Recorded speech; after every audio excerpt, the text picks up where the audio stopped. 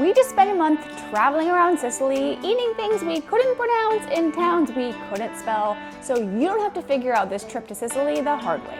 This guide gives you the best towns, the must-try foods, and all the tips you need to plan your first trip to Sicily without feeling overwhelmed or missing what makes Sicily so special. So the most important foundation is how to structure your trip. So the minimum that you will need in Sicily is 10 days, but ideally at least 2 weeks, and 3 weeks would be amazing.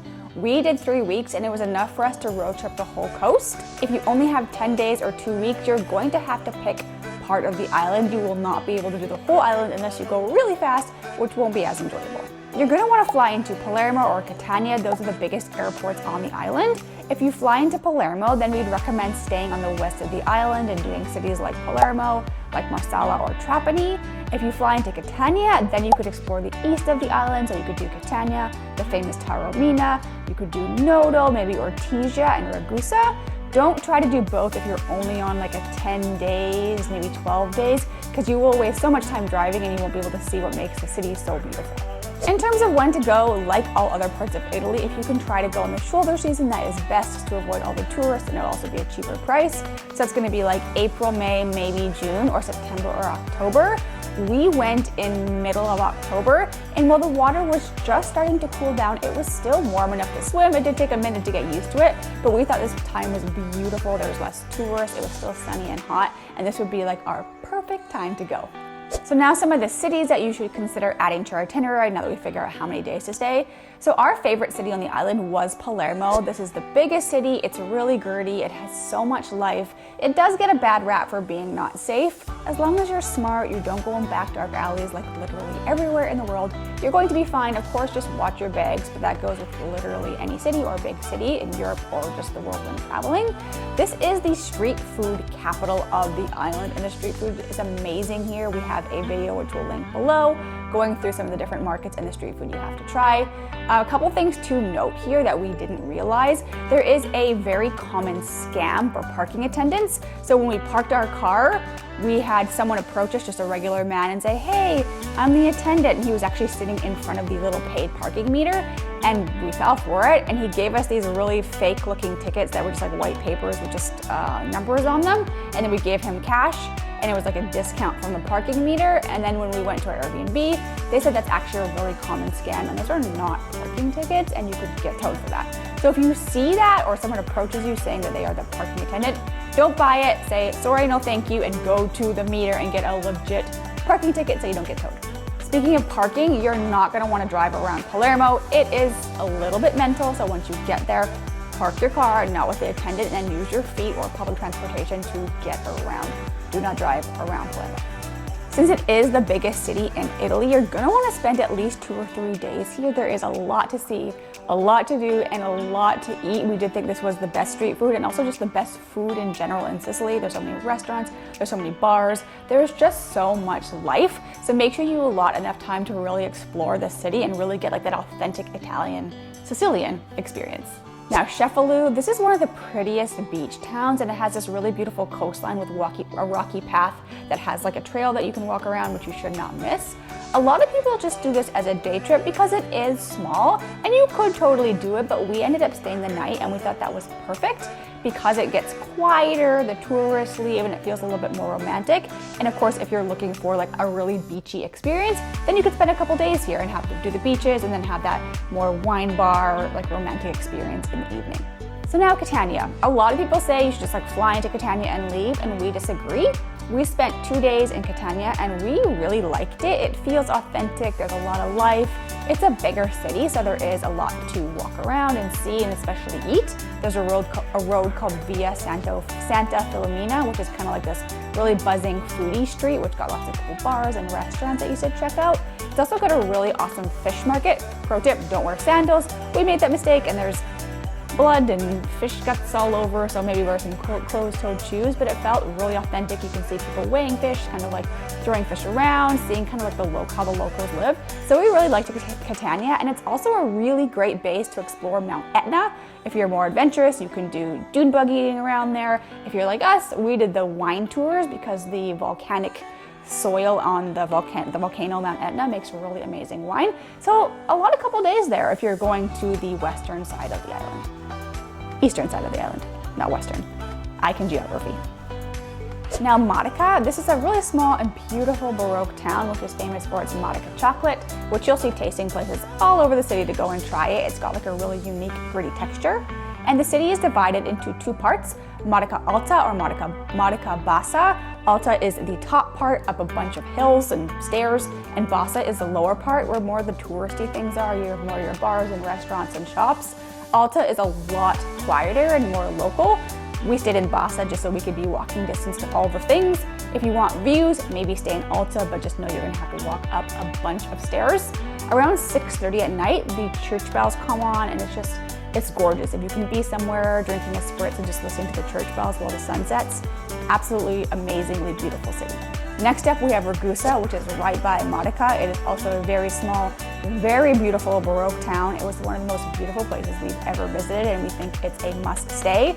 Like Modica, it's also divided into the upper part of town, Ragusa Superiore, and the lower historic center, Ragusa Ibla. This is where the restaurants are, the beautiful churches, the winding streets. We decided to stay in Superiore and we thought that was a really great decision just because it was a little bit more quiet. We had a really beautiful patio with some views, and then it only took us 15 to 20 minutes to walk into the lower part. There are a lot of stairs, but the views were still worth it. So if you can hit Ragusa, don't miss it. A couple other towns to mention, Noto. If you've watched The White Lotus, you will know all about it. It is also a Baroque town close to Ragusa and Modica, famous for its honey-colored buildings. It's also famous for Cafe Sicilia and its almond granita. We tried it, we didn't get the hype, but the town itself is beautiful. We only think you really need a day there. And a fun little pro tip that you might not think to do, there's a little historic train that you can ride through the old town of Noto. We thought it'd be really lame, but it was only $5. So we're like, hey, we're here, let's try it. And it's one of the most fun things we did. There's kids, there's adults, you should do it. It's just a fun little experience. We also loved Ortizia, which is technically the heart of Syracusa. It's connected to Syracusa by a bridge. This city felt a lot more metropolitan than a lot of cities on Sicily. So if you kind of want that more upscale, kind of swanky vibe, this is a really great place to be. Lots of fashion stores, good restaurants, good bars. It is beautiful, it's romantic, it's right on the water, the boardwalk is really pretty. So you could easily spend 2 or 3 days here. You also have Taormina, which is really close to Catania. This was really made famous again in The White Lotus, so we went. Honestly, we didn't really get the hype. We didn't think it was as beautiful as a lot of the cities on Sicily, and there was more tourists, it was more expensive. The thing to do here is to go to Iola Bella, I think that means beautiful island. It's this very small island that's connected to the beach with a little walking path.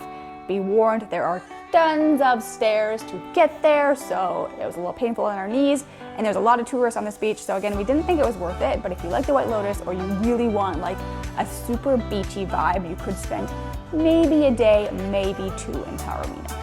Another city we never see on Sicily travel guides is Caltagirone, and it was one of our favorites. It's a little bit more inland, but it's famous for its ceramics, so it has a lot of beautiful and unique shops, but it also has this big, wide staircase going through the old part of the city that's all ceramic, hand-tiled.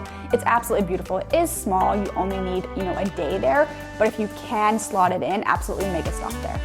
Then there's Agrigento, which is home to one of the most iconic archaeological sites in all of Italy, maybe all of Europe, the Valley of the Temples, and it's a UNESCO World Heritage Site. Honestly, we weren't gonna go here because we've seen a lot of ruins, and then we went and we loved it. The ruins here are amazing, the park is vast, so you're gonna wanna spend a couple hours or even a whole morning or afternoon, depending on how much you like archaeological sites. And it is really, really beautiful when the sun sets, if you can time it to go later in the day. We didn't actually stay in the town of Agrigento. We've heard it's not much, but it's really worth stopping at the Valley of the Temples. Maybe get there in the morning, spend the day, and then head on to your next stop.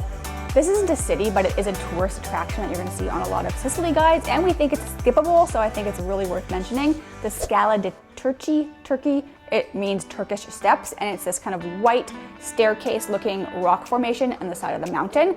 One, you have to pay to get on it, and we don't really think that's worth it because there's a way better free view from the parking area, and you just wanna see it. You don't necessarily need to walk on it.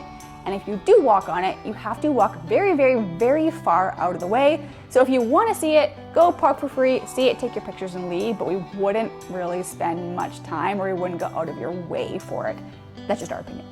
If you want to make planning your trip like just super easy and be like, hey, tell me what to do, we did make a full free Sicily travel guide, and it outlines our whole itinerary, where we stopped, where we stayed, the things we did. We even have a link to our Google map with all of our favorite restaurants saved, so you can download that in the video description if that would be helpful for you. Okay, so let's talk about some overall travel tips for planning your trip and once you get there. We think you really need a rental car. You can do it with some public transportation, but it's really going to limit what you can see, and it's going to add a lot of time to your travel. Driving on the highways and the main roads between cities is totally fine. Just be a defensive driver and you're going to be fine. One thing to note, stop signs are kind of like a suggestion. We actually had a really funny experience where Caleb was going because he had the right of way, and he made some old Italian man stop at a stop sign, and I looked at the man and he was just like, oh, like he was so mad they had to stop at a stop sign because it's just like not a thing there. But if you drive defensively, you will be fine. But do make sure that if you are planning to rent a car, you get an international driver's permit. If you're American like us, you can get them for I think 25 or 30 bucks at a AAA. Some people say you don't need them. Technically, legally, you do, and we were asked for ours. It's just you need to get a passport photo, and it's a little paper driver's license that allows you to drive all across Europe. If you are driving, just one thing to watch out for is the ZTLs, or Zona Traffica Limitados. I'm not Italian, I think that's what it stands for. And these are limited traffic zones within cities, especially historic centers, where you are either not allowed to go at certain times or just not allowed to go at all. And if you enter, it could result in a fine. There are signs posted, so just make sure that you are being aware of that so you don't end up with a fine, because that's money that you could use on some Italian wine. Hey, that rhymed! I'm a poet, I didn't even know it. Some notes on food. Restaurants open very late. A lot of times the most local places will open at 8 p.m. or later for dinner. A lot of times they'll open for a time in the afternoon for lunch, and then they'll close and they'll open again later on in the evening. So if you see a restaurant that's open really early for dinner, could be a tourist trap. Not always, not the rule, but just keep that in mind. The authentic places will open later. Do make reservations. We even went, we went to Sicily in October, which is the off season, and we needed to make reservations to get in places. If you don't, you will be able to find a place to eat, but if you have a place that you really want to go, make a reservation in advance. Keep coins on hand for bathrooms, because unlike the USA, they are not free, which is a widespread thing in Europe. You have to pay for them. It's usually only €1 or 50 cents, but just keep some coins on hand. Sometimes I take credit card, but it's super, super rare. And after all the amazing Sicilian wine, you're gonna need to use the bathroom, so make sure you're prepared. Something else to note is that there's always going to be tourist tax on your hotel, and it's usually not included in the price, and it is €1 to €2 per person per night, and the hotel owner or Airbnb owner is going to want you to pay it in cash, leave it on the table when you leave. So just like the bathrooms, make sure you keep some change on hand, because we always forgot this and we were always scrambling to try to find change when we were trying to check out, pack up, and go to our next location. Now, what to budget for your trip to Sicily. We found Sicily to be way more affordable than some more popular areas in Italy like Florence, Rome, the Amalfi Coast. So it's really gonna vary based on your travel style. Ours is kind of bougie backpacker, so we're not budget, we're not luxury, we're somewhere kind of in the middle. And we'll usually cut back on accommodations to spend more money on food and cool experiences. So for accommodations, we spent about $60 to $75, which got us somewhere pretty centrally located and clean. If you do want something that's maybe a bit more peaceful or relaxing in between the middle of your trip, look for masserias. These are working farms where you'll get amazing cooked food, beautiful grounds, and you'll be able to stay a little bit off the beaten track. We love Masseria Ciancio, which we'll link in the video description. For car rental, since we booked for 3 weeks, the longer you stay, the cheaper the price. Ours was only $15 per day, maybe like $17 or $18 per day if you're factoring in gas. So it's really affordable, which is another reason why we say rent a car. It's affordable and you can see so much more of the island. We always use Discover cars because you can see all of the car rental providers in one place, so it makes it really easy to compare prices. And the most important part of our budget is the food. So as a couple together, we spend about $60 to $100 per day on food. How that broke down was we normally went to a bakery for breakfast because the bakery in Sicily is amazing and it's so cheap. And then throughout the day, we were super busy running around seeing things. So we went to a grab and go spot for lunch. They're usually called tavola caldas or rosticerias. You can get focaccia, sandwiches, arancini, that kind of thing. Really delicious, also very cost effective. And then for dinner, we went to a sit-down traditional Sicilian restaurant to get our traditional food and our wine. And in the evening, we either went in for a nightcap at a cocktail bar or some amazing cheap Sicilian wine. Well, Caleb and I are a couple who travels the world specifically to eat, so our favorite part of any vacation is food. So here are 10 things you absolutely have to try when you are visiting Sicily. 1, brioche with granita. This is what they eat for breakfast. It's this like creamy granita, which is kind of like a mix between gelato and a slushie, and they put it in this really soft bread. Sounds crazy, but it's like the best version of an ice cream sandwich, and it's okay to eat for breakfast, so yes. Pro tip, there are 2 kinds of brioche at some places. You can get brioche messinese, which is from the upper east part of the island, Messina, and that's kind of like an orange flavored brioche, or brioche palmeritana, which is like a vanilla, the more classic. We like the vanilla, so it doesn't really take away from the flavor of the granita, but try both. You're on vacation, why not? Now cannoli, this is famous in Italy, but really it's from Sicily. We have a couple pro tips if you want the best cannoli. 1, don't go places where they're pre-filled in the window, because that's actually a no-no. You want to go somewhere where they have the shells and the ricotta separate, so the ricotta is still in the fridge. So when you order, they take it from the fridge, nice and cold, and stuff it for you right on site. Very important, we did taste test pre-stuffed and not stuffed, and the not stuffed is way better. Then you have pasta alla norma, which is pasta with eggplant, tomato sauce, fresh basil, and ricotta salata, which is ricotta, but it's grated. It's not that soft ricotta, and it's really, really salty. Good places will put a lot of ricotta salata on. Ricotta salata, that's fun to say. But good places will put a lot of ricotta salata on the pasta, so it's super cheesy, it's salty, it's fresh, it's really, really good. Then one of the most iconic Sicilian street foods, arancini, deep fried rice ball filled with stuff. Usually cheese, meat, it's deep fried and it's filled with stuff. It can't go wrong. But you have to know, there's 2 ways to say it. So if you're on the eastern side of the island in Catania, they're going to say arancino with an O. And if you're on the western side, Palermo, they're going to say arancina with an A. Make sure you say it right or you're going to get some looks. You also have to eat pistachio everything, literally everything, because some of the best pistachios in the world come from Bronte, which is right by Catania. If you go in the fall, pro tip, go to the Bronte Pistachio Festival. It was the coolest thing we've ever done. It's usually in the very last weekend of September and the first weekend of October, or the first 2 weekends of October. It changes every year, so you have to Google it. But this is literally a day just devoted to pistachios. We walked around, we had pistachio coffee, donuts, crepes, lasagna, literally everything. It's so fun, it's so lively. If you like pistachios and you like to eat, maybe plan your trip around that. It's worth it. We talked about Monica chocolate, but you do have to try it. There's no milk in it. It's really dark. It's got this really unique grainy texture that you just have to experience for yourself, but you really don't need a reason to eat chocolate, do you? The next one is not for everyone. It's probably one of the ugliest dishes you'll ever see, just pasta with this brown sauce, but it is one of the most flavorful and unique things we've ever had. Pasta con le sarde. It has anchovies, sardines, fennel, pine nuts, toasted breadcrumbs, raisins. So it's got kind of this like Middle Eastern meets Italian flavor, and you should try it. It's really, really delicious. Now scaccia, you will find this most traditionally in Ragusa and Modica. It's kind of like lasagna meets a sandwich, because it's like a thin bread that they layer with cheese and tomato sauce, sometimes and vegetables, and then they roll it over top of each other, so it's got this kind of layered texture. It's really unique, really good for a grab-and-go lunch or snack. Then there's finzione, which is one of the most traditional street foods in Sicily. It's kind of like their pizza, but don't say that to them because they'll get mad. But it doesn't have melty cheese, it's just bread with a little bit of tomato sauce and then a little bit of grated caciocavallo cheese, which is very salty, and then there's a little bit of toasted breadcrumbs on top instead of the cheese, which sounds weird, but it truly works.